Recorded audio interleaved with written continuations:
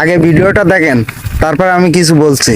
আমির সাহেব একদিন বলেছিলেন যে উই রিভোল্ট, কর্নেল ওলি বলেছিল, এটা নিয়ে অনেকের গায়ে জ্বলন ধরেছিল।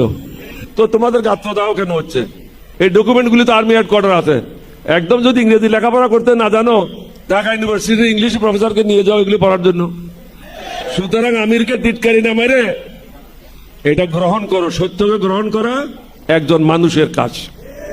উনি কেন বলেছেন? জিয়াউর রহমান নিজেই লিখেছেন ACR annual confidential report, this officer played the main role which enabled 8 Bengal, East Bengal regiment to revolt on the crucial night of 25th-26th March.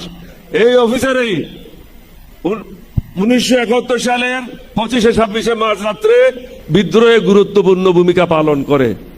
আমি বিদ্রোহ না করলে তখন কিন্তু বিদ্রোহ হতো না। উনি ছিলেনই না, উনি অনুপস্থিত ছিলেন। উনি চট্টগ্রাম বন্দরের দিকে যাচ্ছিলেন।